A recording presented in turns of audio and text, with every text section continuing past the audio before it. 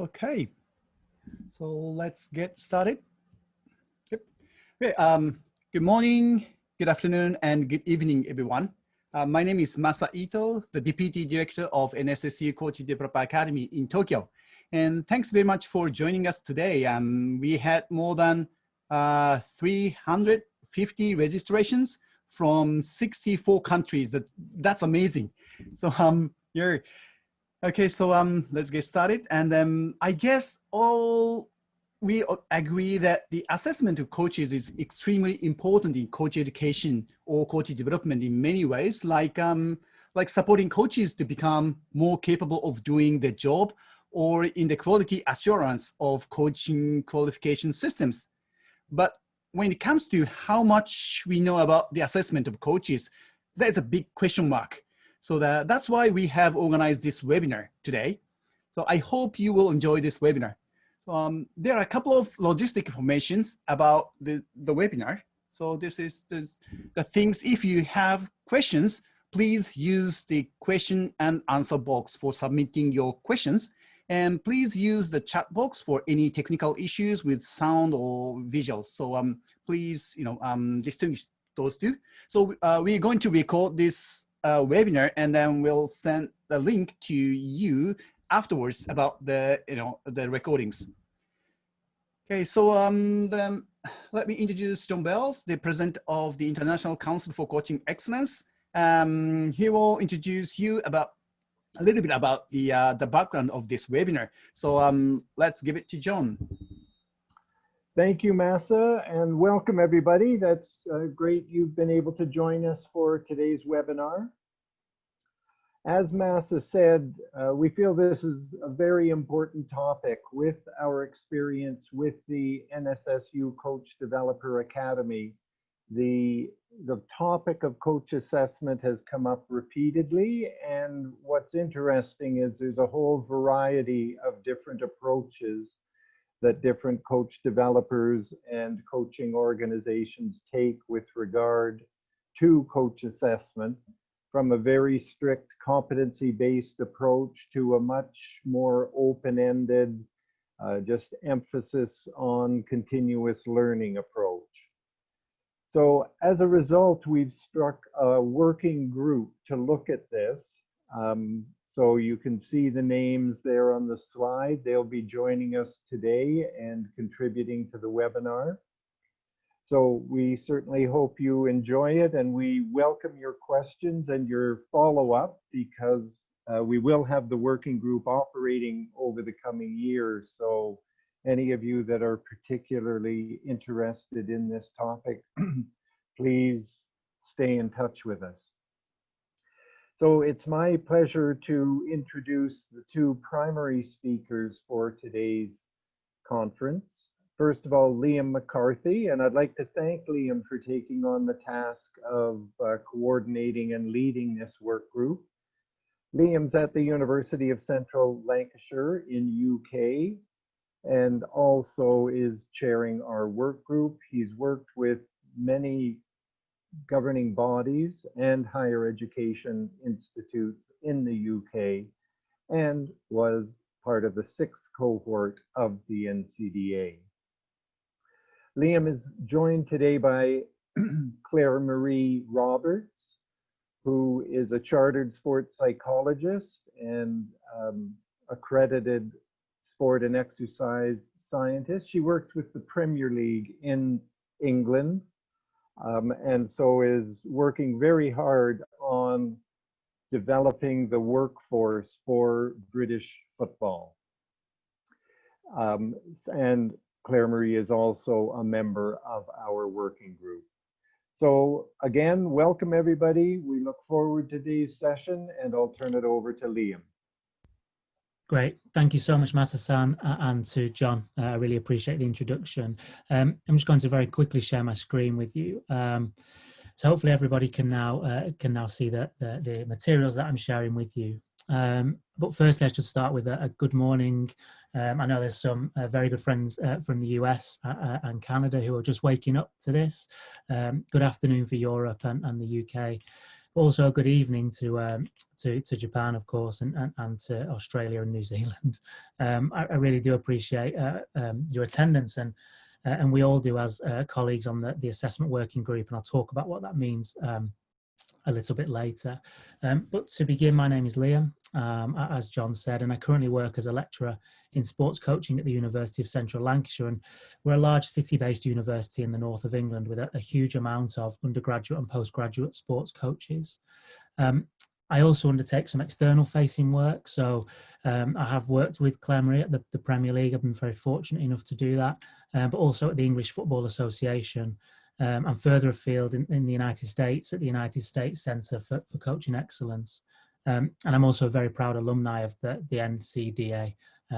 So that's kind of my background. But more importantly today is I'm here with a bunch of colleagues who I feel very fortunate to be here with, just to talk for a short while on a subject that has been the focus of my research for the past 4 years. But I would argue that as coaches and coach developers, we are all deeply concerned with this subject. And that is assessment within coach education. So that will be the focus of today's webinar. Here are some goals for today's session. So here are some things that I think are important to share, and the order in which we will share those is important too. So I'll begin the session by introducing a problem situation, which I believe, or we believe, is one of the most pressing issues in sports coaching and coach education today. And that is assessment as a feature of coach education has been notably overlooked and under-researched. Following this, my colleague Clemery at the Premier League will talk about how, as an organisation, they have grappled with assessment, and she will talk with authenticity around how they have supported coaches in professional football clubs and assessed the learning and development of those coaches. But then in the final part of the webinar, and we've saved the best bit until last, so if it is getting late for you, please do stay with us. I will introduce the working group whom the ICCE have tasked to look at coach education and assessment in greater detail. And we will do that through a discussion, and within that discussion we will respond to some of the questions that you all submitted through registration to the webinar. But importantly, this isn't about making a case for any one approach to assessment. Rather, the goal is to raise awareness of assessment as a feature of coach education and encourage us all really as a community, and I include myself within that, to give greater consideration to how we assess sports coaches when we are seeking to support them through coach education and development.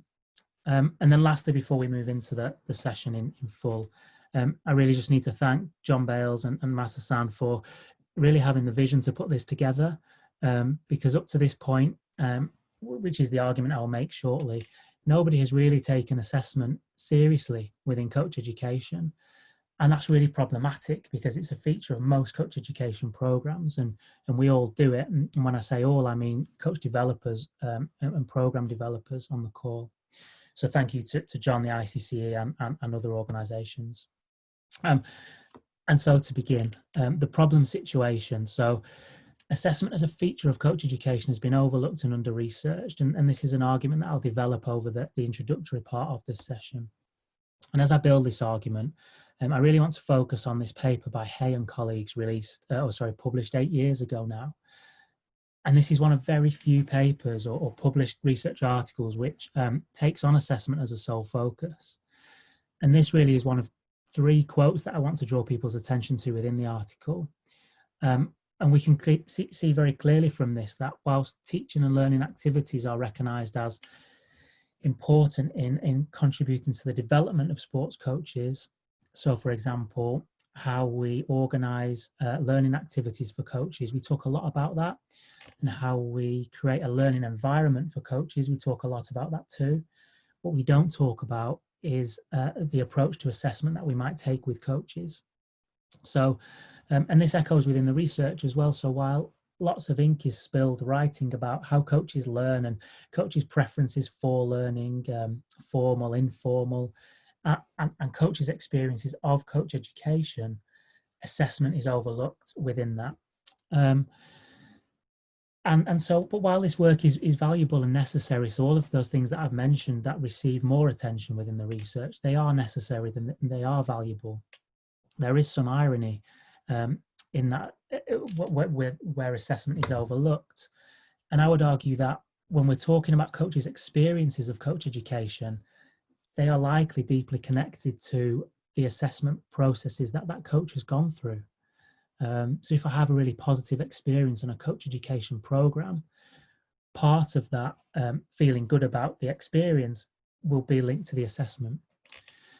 Also, the impact of coach education on coaching practice. So what difference does this program make to my practice as a coach? That's largely dependent upon the assessment process that the coach has been through. Yet it isn't spoken about within the literature.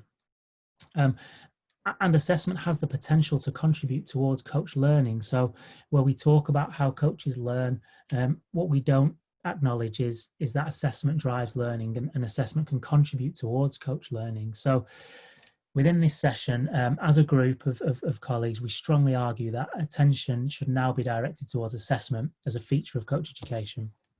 The second piece from this paper that I really want to draw your attention to is this idea that whilst we failed to include assessment as part of the conversation, we've missed out on opportunities to do the very thing that we all want to do, which is help coaches get better and support the learning and development of coaches. So by failing to consider assessment, we've missed out on golden opportunities to help coaches learn. And I would, I hopefully would speak for everyone on this call in that this is what we're trying to do. We're trying to help coaches learn, and assessment can do that. And then finally, the third point I want to make is that not only has a failure to consider assessment within the conversation around coach education cost us opportunities to help coaches learn, but it might also undermine the work that we do, which is like a double whammy, double jeopardy. So, for example, if we fail to consider the messages that a certain type of assessment sends to coaches, those messages might be in conflict with the kind of messages we want to send out. And I'll give an example. So we might have a wonderfully learner-centered program, which is all about the coach and their athletes, and it's about their work in their context. If we then simply assess coaches on a one-off singular performance at the end of that program, there is huge conflict there in the kinds of messages that we are sending out. So the coach might have an excellent experience on the program, but the assessment is in conflict with that experience. So there are lots of issues here that hopefully I've raised, and it might sound all doom and gloom at the moment, but what we will do as the webinar progresses is talk about how we might resolve some of these issues and have further conversations about them. So if we are to give more consideration to assessment, here are some of the things that I think we could ask ourselves as program designers and as coach developers assessing coaches on programs. Firstly, what do we even hope to achieve with assessment? So why are we assessing coaches in the first place? And I think that's one of the key questions to ask ourselves at the very outset of any program design process is what do we even hope to achieve through assessing coaches? Is this about using assessment to drive learning? Is this about using assessment to measure something? Or is this just a combination of the two? And we'll talk a little bit later about how that might be possible to do both of those things.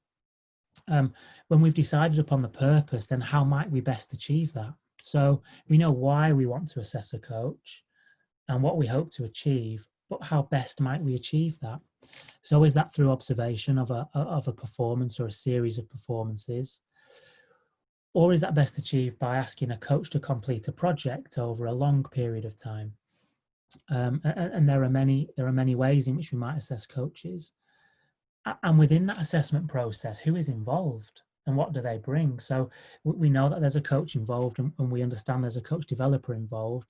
Who else is involved? Might peers be involved? And what do different people bring to the assessment episode or experience? Do people bring particular skills which enable them to do something like a project? or not? So these are things that we should perhaps start to think about. And then finally, who stands to gain from doing things in a particular way? So who gains what through the assessment process? Does the coach gain a certificate, or do they not? Does the coach gain a really enhanced learning experience, or do they not?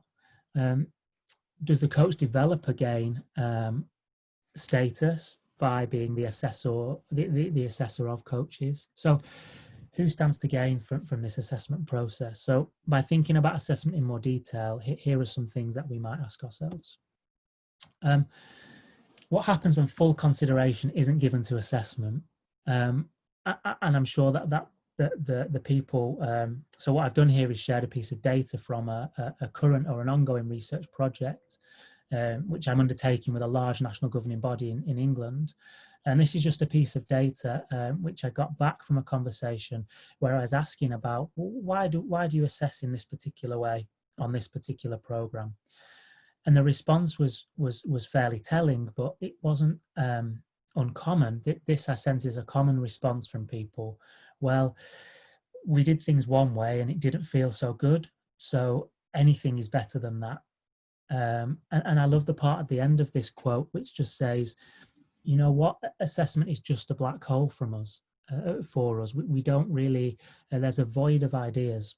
We're not really sure how to do things. And part of that comes from a lack of research in this area. So as researchers, and I would include myself in that, and many other people on this call, there is a case for a research agenda around assessment in coach education, certainly. However, the implementation chain, so from somebody having an idea in their head about how they would like to do assessment, to assessment happening on the ground with the coach on the pitch or in the sports hall, that's a long and messy chain. So we might have some wonderful ideas, but what happens in practice isn't necessarily what we anticipated or intended. And while we might opt for some really feel-good approaches, so it's very popular at the moment to do projects and portfolios and presentations instead of practical demonstrations. While all of those things are popular at the moment, actually, what is the coach capable of? Is the coach capable of responding to that assessment strategy, or are we asking something of the coach that they're not yet prepared for? So, for example, completing a project about my coaching over a season or over a number of months takes a whole different set of skills to completing a practical assessment for 1 hour and then I'm finished. So what are we actually asking of our coaches? Something just to think about. And I just want to share a couple of examples from the research literature which talk about that last point. So we have a paper here from Brazil which talks about how when portfolios were used in assessment, the coaches didn't really understand what they were being asked to do and the guidelines were not clear. So we might have a really well thought out assessment strategy or approach, but the coach has been unable to respond to that positively. And again, this comes from a paper in Canada. So I've deliberately used two different papers from two different parts of the world, which talks about portfolios again used as part of an assessment approach. And boy, I just didn't know what they wanted.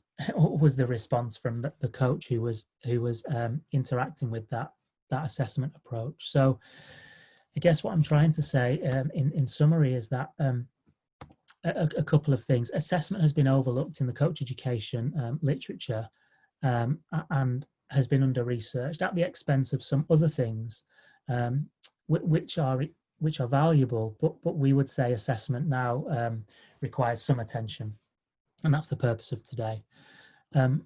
Because there's very little out there in the research literature, program designers don't really have much guidance. What does good assessment look like? How should I design my assessment on this course? So as researchers, we must do better to inform the program designers and program design process. And all of this is really problematic because assessment happens on most coach education programs. Assessment suggests that certain things are valuable. If we are to assess one thing, we are saying that one thing is very valuable. So it's important that we get assessment right. And if we do get assessment right, it does have the potential to contribute towards coach learning if it's well thought out. But this doesn't need to be at the expense of certification and accreditation. We can do both of those things as well as help coaches learn.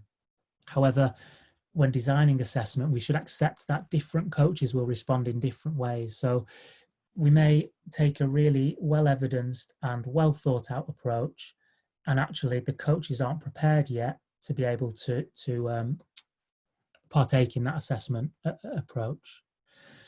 So that's the nuance at the end, which is so important. I think this isn't about suggesting that there's a one size fits all approach to assessment. So as we move on now through the webinar, I invite my colleague Claire Marie. Claire Marie is at the Premier League in England, and her role is really concerned with supporting the learning and development of football coaches in professional football clubs in England. And Claire Marie will talk a little bit more about that. But what Claire Marie will also focus on specifically is how the Premier League have really grappled with assessment and tried to use assessment in a way that can really support the learning and development of football coaches in those professional clubs. So I'll hand over for the next 10 or 15 minutes to Claire Marie to share some examples from the field. Thanks, Liam. So Liam, I think you're in control of my slides. So if you could move it onto the first one, that would be fantastic. And actually maybe the second one. Thank you. Just to give a little bit of context around the Premier League and coach development. So it's in order to create the most compelling sports league there is in the world, it's our intention to place the best people, best coaches with the best players. So this is part of our overarching strategy, which is to develop a world-leading coaching development system. And then in turn, our goal is to raise the quality of coaching across the English professional football system in order to achieve the best coaches with the best players. If you go to the next slide for me, Liam.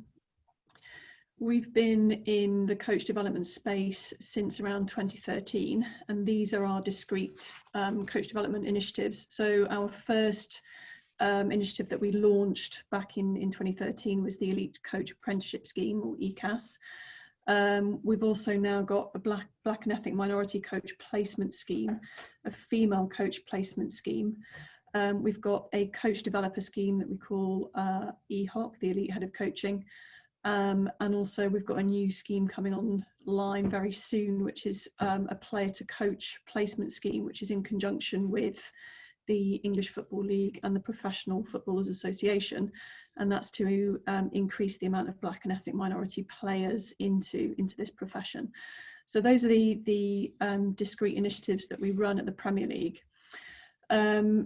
In terms of what we do with these schemes is we have academic accreditation associated with all of them. We've got a graduate diploma level, which is aligned with level 5 UK sort of higher education qualifications. And for EHOC, that's a postgraduate diploma level. And that's really in response to the feedback from the candidates that we have on our programs that this sort of accreditation is really important to them, and it's something that they aspire to. We've also got professional accreditation for our coach developers, which is in conjunction with the ICCE, UK Coaching, and SIMSPA, and they get an award of the Chartered Coach Developer on completion of their program. So that's the space that we operate in. Before we move on to the next slide, it's probably beneficial to say that in England, we've got a sort of a differentiator between what the governing body of football does, which is the FA. So they do all the technical and tactical qualifications that coaches need. And the Premier League space is more centered around the personal and professional development of the individuals. So in terms of making coaching a profession, we acknowledge the need to make these experiences, these initiatives, educational. And then with that, of course, comes the challenge of assessment. So if you can move on to the next slide, Liam, thank you. So on the coach development programs, on the assessment side of things, we've learned quite a few lessons from some of the initiatives that we've run previously. So we've had and designed in formative and summative assessment of modules that I can only describe as a sort of standard academic practice that you would probably find in a university.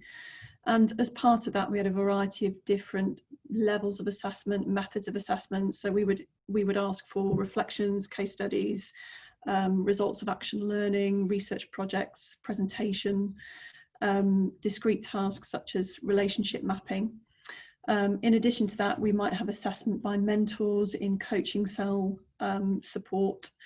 And what we found on reflection from this approach to assessment is that it became too academic. It was too reductionist in structure, and there wasn't enough emphasis on assessment by observation. What we found is the candidates on these programs were putting effort only into the assessment topics at the expense of pretty much everything else. And there was a lot of anxiety around some of the sort of study skills and assessment literacy side of things. So we've been trying to sort of continually evolve how we assess and the relevance of the assessment to the individual coach. But we're sort of far from getting it right. And as Liam mentioned, I think one of the things that we really struggle with is the fact that there is really no sort of empirical evidence to suggest what works and what doesn't work in different sort of situations. So this is a real sort of trial and error approach from us. On our coach developer program, on the EHOC program, we moved to require a portfolio of reflections on coach development practice. And in addition to that, some action learning set research focused projects and presentations, mentor observation of practice.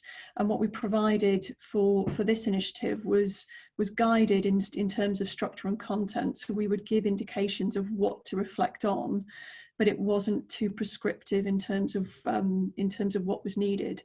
And of course, then there's the balance of what Liam referred to with regards to how much guidance do you provide to these individuals versus allowing them the creativity and the autonomy to reflect on things that have been transformative to them. In summary, I think it's probably fair to say that we are quite far away from getting it right. This is a constantly evolving landscape for us. There is lots of different sort of questions that we have which help us sort of evolve our thinking on this. You know, is it practical enough? Because of the academic accreditation, there's always an element of negotiation to be had with the higher education institution. You know, is this ticking their boxes? Are we able to demonstrate the sort of the quality assurance that we need in order for the academic accreditation to be awarded and relevant? But in summary, I think it's fair to say that we're far away from getting this right. It's something that we're sort of constantly thinking about, and I'm hoping that the collective nature of this working group is going to help provide us with some clarity and best practice. Great, thank you so much, Claire Marie. That was was excellent. I think what you provided there was some examples of the many different ways you've attempted to assess sports, the coaches, and the reasons why you attempted those ways, and actually some of the difficulties with what we might perceive to be some of the better ways. So I thought that was really insightful. And as you said, coach assessment methodology is currently under review, which is such a nice way to finish. And I think I would hope, you know, after this webinar and as we progress through the year, this is something that a place where everyone can get to actually is to start to review and think about the ways in which we assess sports coaches on the variety of programs on which we work. So thank you so much for that. As we move to the last part and the best bit, as I said, so if you are still awake over in Singapore, Australia, New Zealand, etc., then then you've reached the best bit now where we can come in as a collective, really. And what I'd like to do is introduce the ICC Global Working Group in exploring assessment in coach education and the people involved. And what we hope to do in the next half an hour is address some of the questions that people have shared. And I can see I have many plates spinning here. I can see Q&A questions, chat box questions. I have a list of questions. So we have lots to get through. But if you do have anything burning, please enter those into the Q&A box. Anyone who is a presenter, so my fellow colleagues, will be able to type responses to those as well. So if colleagues wish to jump onto the Q&A box and type responses to any of the questions, I would hate to miss anybody's question today. So we'll verbally go through some, and we will also try and type some responses.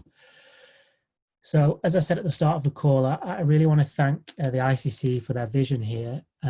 Assessment in coach education, or assessment as a feature of coach education, has been neglected by researchers, potentially by a wide variety of people, through no fault of anybody's. It just has been overlooked.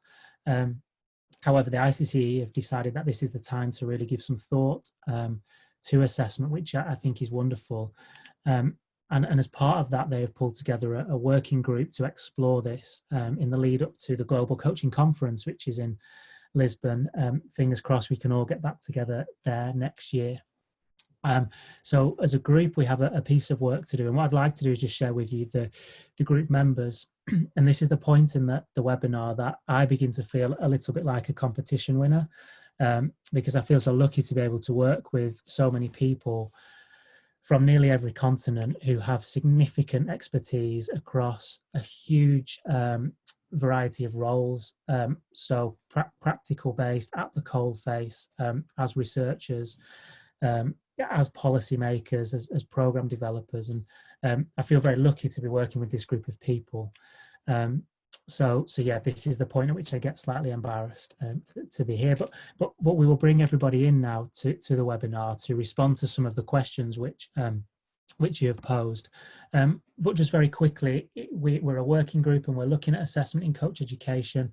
What exactly is it that we hope to achieve in the next year? I think that's probably important to say. So the intention is to try to document existing approaches to assessment that are happening in different places around the world for different reasons, and to create a map of assessment. What is going on? What is the landscape? What is the current state of play?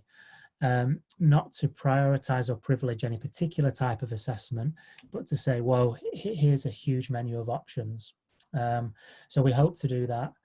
We also hope to develop a research agenda for researchers who might wish to start exploring assessment as a feature of coach education. And at Lisbon, we hope to facilitate a workshop related to assessment as a feature of coach education. And finally, post-Lisbon, submit some work to the International Sports Coaching Journal for publication. So there are many different outcomes expected of this group, but we have a fantastic group of people with which to achieve those outcomes. So what I'd love to do now is bounce into the questions, and the questions will be answered by a variety of different colleagues, but I'd like to start with Heather. Heather is at the University of Johannesburg, and we had a fantastic question submitted by Dave Hemsborough. Dave is from the United Kingdom and is head coach of Hallam Barbell Club. And Dave asked us, how should assessment change with the level of ability and experience?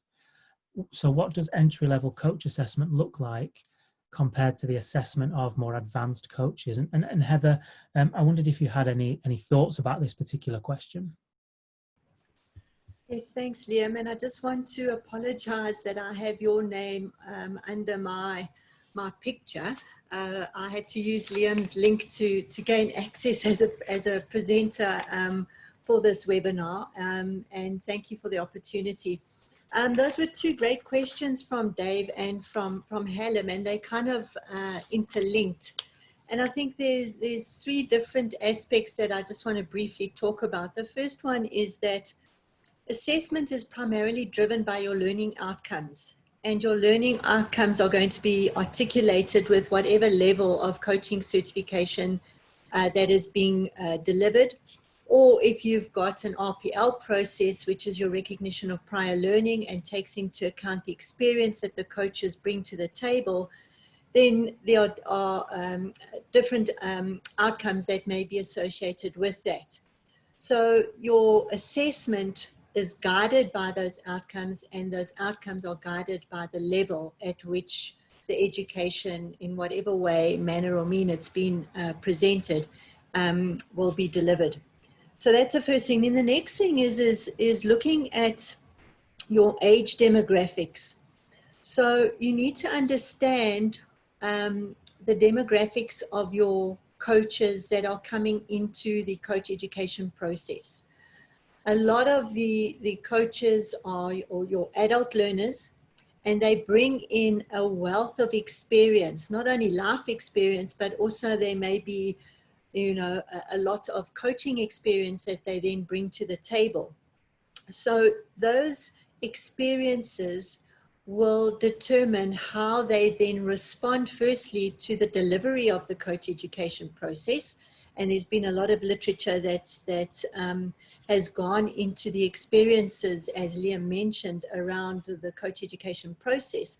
But with that then comes the assessment in whatever way or mean that is being delivered.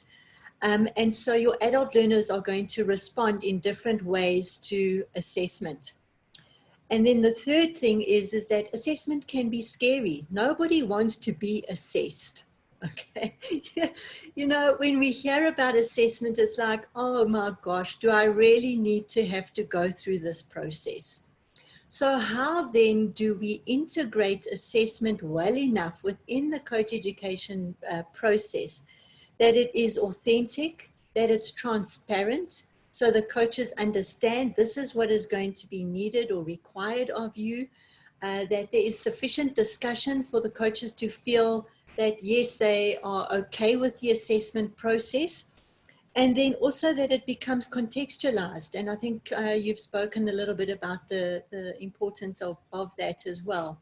And then obviously all of those experiences are linked to the education process. So, you know, as much as we talk about the coach education, for me, the assessment is part of and is integral to what we are delivering and what our learning outcomes are for each level of assessment that may be linked to a certification, or it even could be linked to a designation, depending on how you know, the system is structured. So Dave, if we go back to your question, how should assessment change with the level of ability of experience? I think it just goes back again to defining what those learning outcomes are. For your entry-level coach, for example, those learning outcomes may be at a very basic level. So your assessment would then be tailored to meet those learning outcomes. Whereas if we're looking at somebody who is looking at perhaps a master coach, you know, one of your Olympic coaches or your high performance coaches, their learning outcomes might be at a much higher level and might demand a much greater level of assessment. So I don't think there's one size fits all. I think across federations and across the different ways that federations, both at an international and a national level, level their coaches' certification, all that plays a vital role in how assessment is integrated into the coach education process. So yeah, I hope I've answered that question or those two questions, which were great questions. So thank you to Dave and Helen. Liam, I think that's it. Yeah. Yeah, two excellent points. So how connected is assessment to teaching and learning? And I would argue that they can be very integrated. And the second point on the purpose of assessment, and that brings me to another question, which I'd like to field to AJ Woodburn from the University of Laval in Quebec, Canada. And this question comes from Papayas, karate coach from Rwanda. Thank you so much for the question. So AJ, certification is really important, but so too is learning and development. how can we achieve both of those things within an assessment strategy? So how can we certify the coach and quality assure that, I guess, that they have met a particular standard, but also how can we contribute to their learning and development? Can we do both? Yeah, sure. Well, thanks, Tobias, for a great question. I think it touches on Caesar's question too, answered today. Bear with me for the metaphor, but I tend to think of assessment like cheese.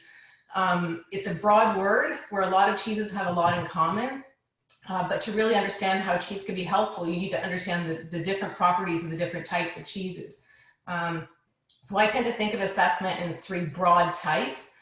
The first is assessment for learning, the second is assessment as learning, and the third is assessment of learning. And so for assessment, really quickly, assessment for learning is when you use assessment for a diagnostic purpose. So if someone says to you, how do I get to Japan? You have to say, well, where are you now? Because there's a million ways to get to Japan, but it depends on where you're starting from. So they're more diagnostic.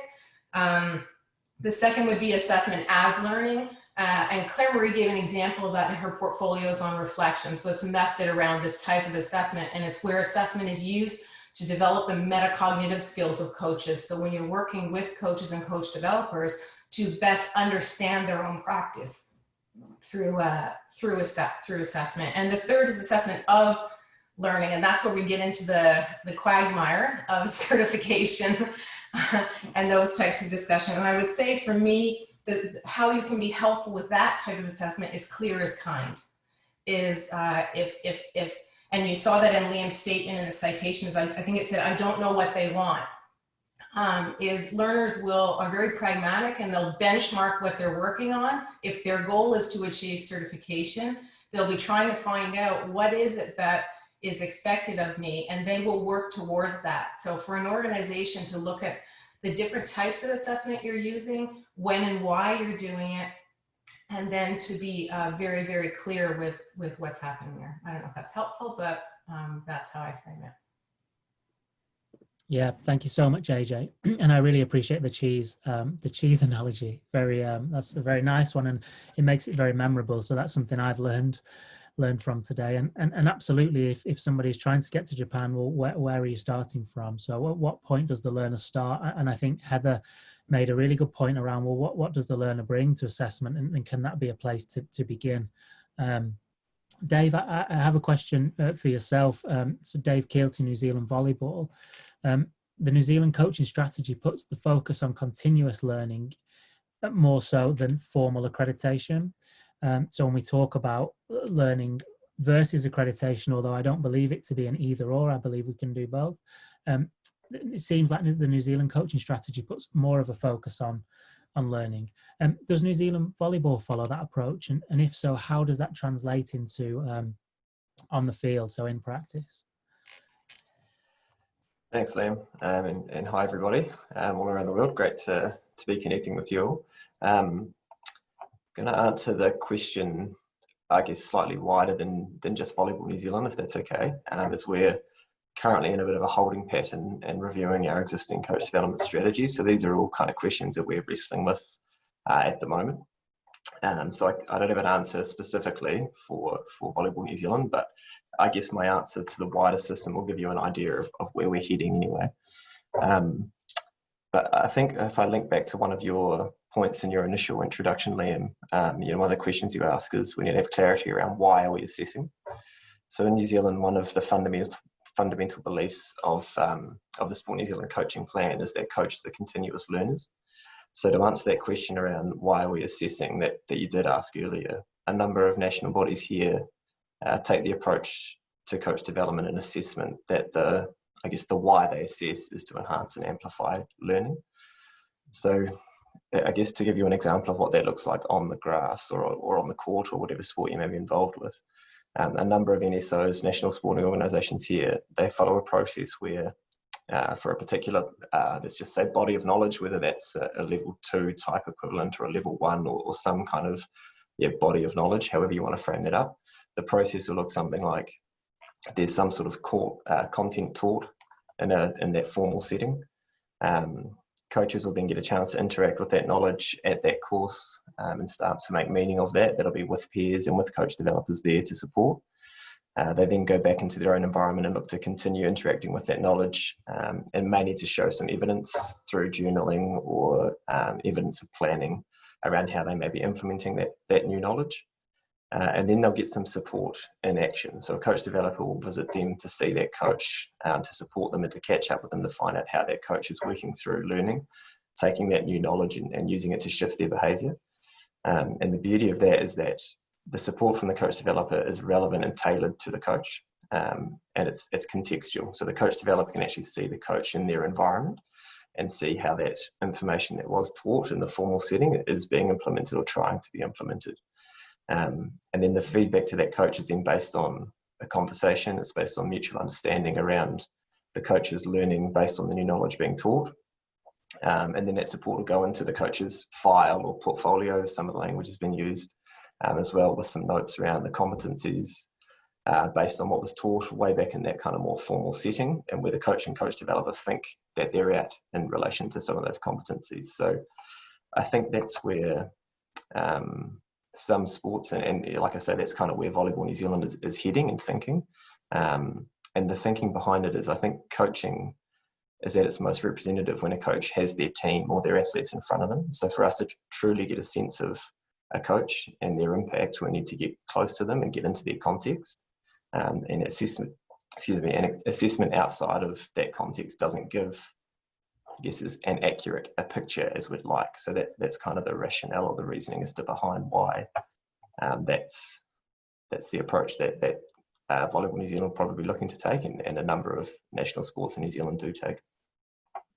Fantastic. Yeah, thank you, Dave. That was a really nice insight into a specific approach, and I'd like to just move on, but on a similar line of inquiry to Donna O'Connor at University of Sydney.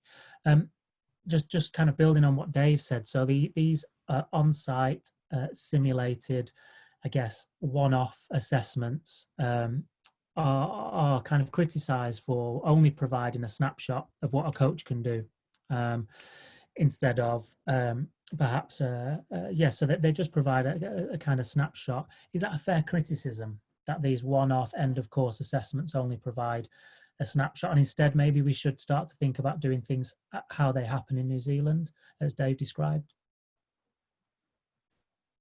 Thanks, Liam, and hi everybody.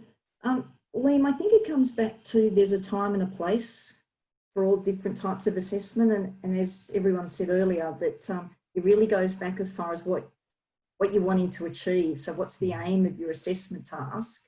And that should guide what kind of assessment, and also the timing of the assessment.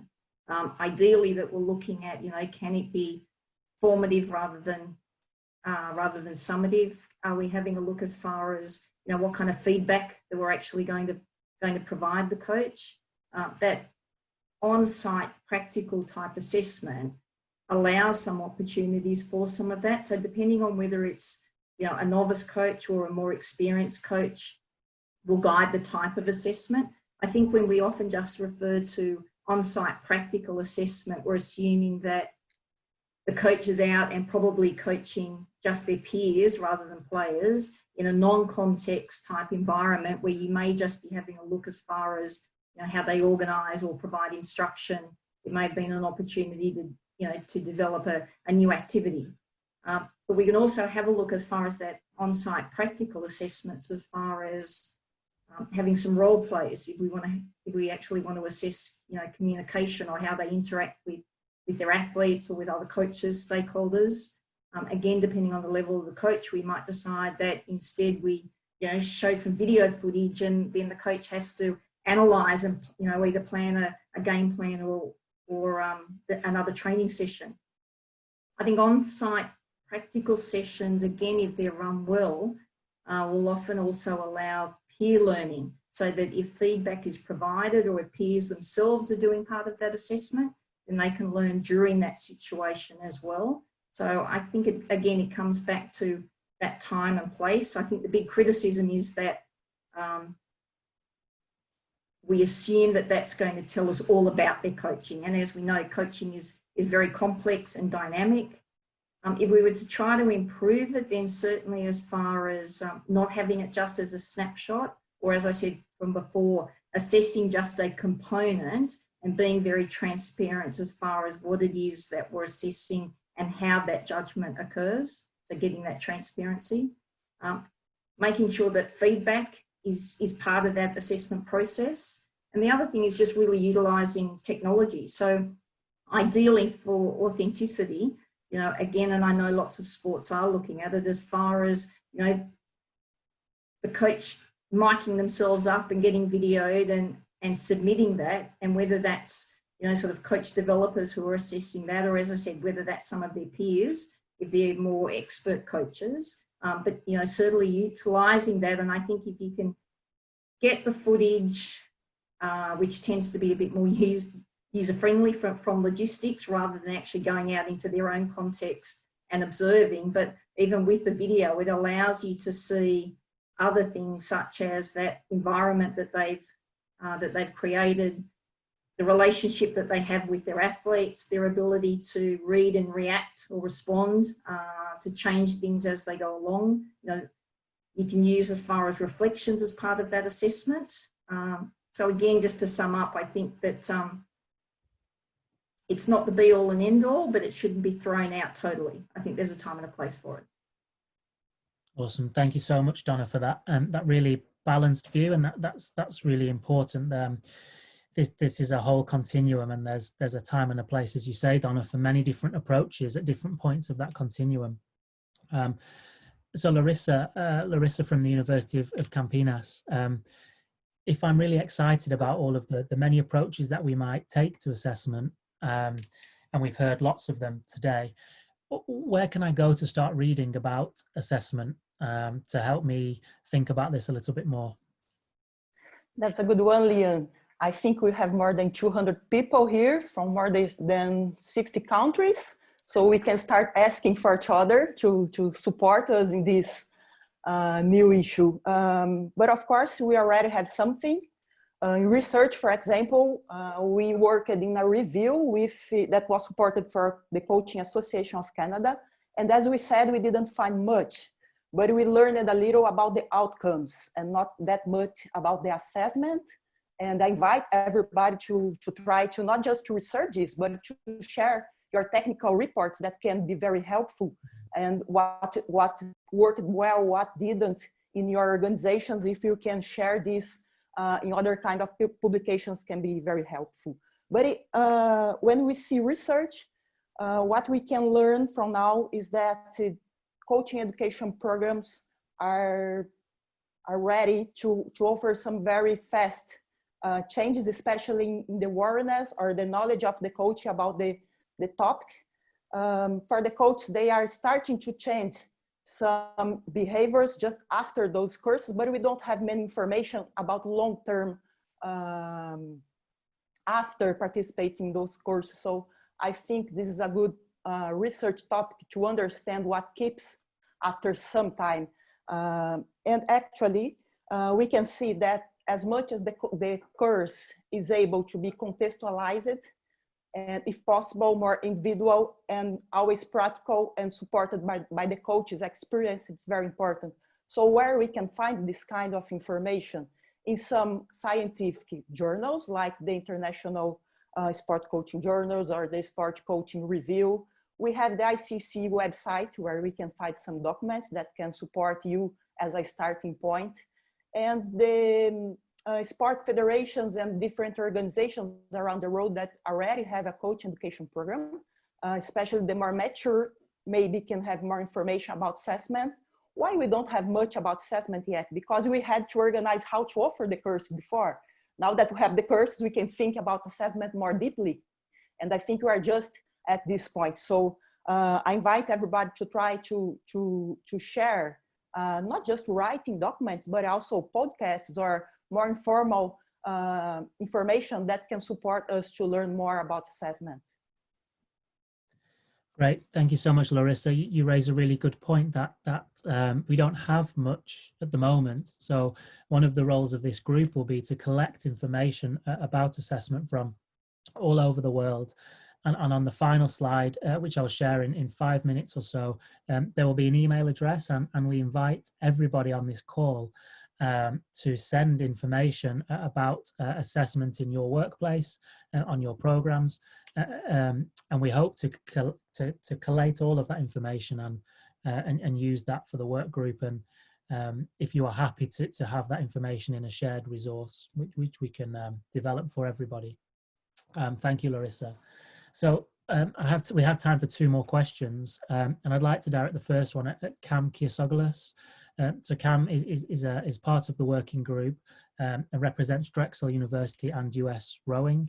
Cam is from the United States of America, and the USA, in my experience of visiting and working there over the last 5 years, represents an incredibly rich and diverse canvas of activity. Lots of different things happening in lots of different places. And Cam, I wonder if you have any advice perhaps for organizations where they may have different opinions or perspectives on assessment, as you may have experienced in the US, where different federations do things in different ways. Do you have any advice for anybody out there who is trying to resolve any conflicts? Liam, well, thanks. It's wonderful to be a part of this conversation, and I think as a couple of the themes that have come through, there's a lot that we still need to learn about the importance of assessment, and as you articulated, the complexities, particularly in the US, where there are so many different environmental and contextual factors that come into not just assessment of coaching, but also coach development, that the collaborative nature of what we're trying to do here as a working group is a pretty critical aspect. I think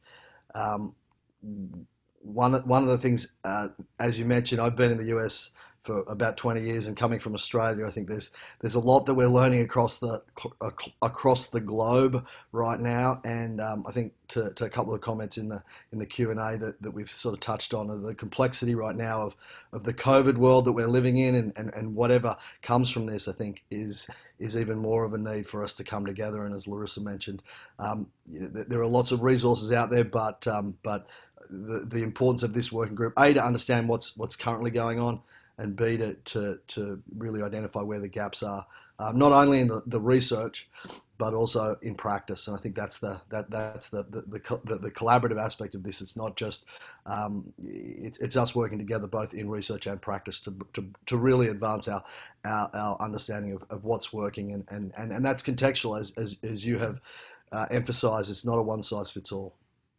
Awesome. Yeah, thank you so much, Cam. And part of this working group, we really wanted to represent the diversity of roles and geography. So we recognise that assessment is a cultural artifact. It's something which happens and is tied to the particular culture in which it exists. And Pella, just the last question, we have a couple of minutes. Based on that idea, and I understand you've worked in 2 continents and split your time between 2 different places. If assessment reflects the culture in which it takes place, can you just describe how you've experienced that, maybe with a couple of examples of difference in either of the 2 continents you've worked in?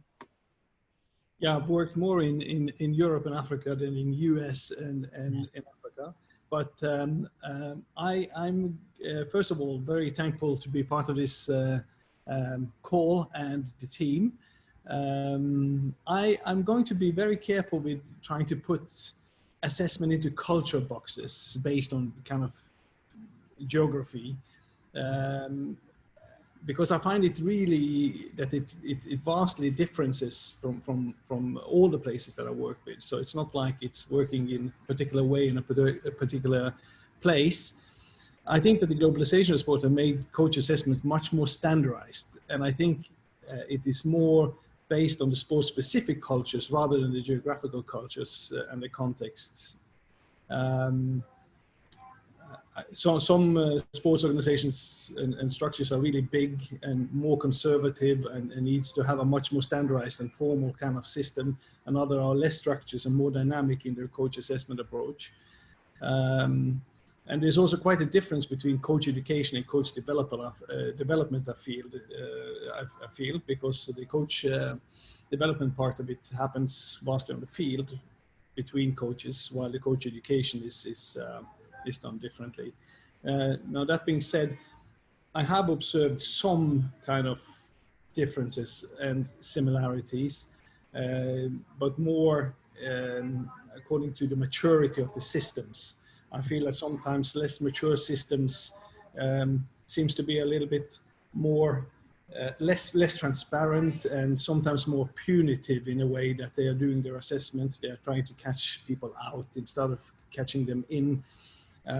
It is more focused on the assessment for accreditation rather than growth sometimes. And that changes a little bit with the maturity of the systems.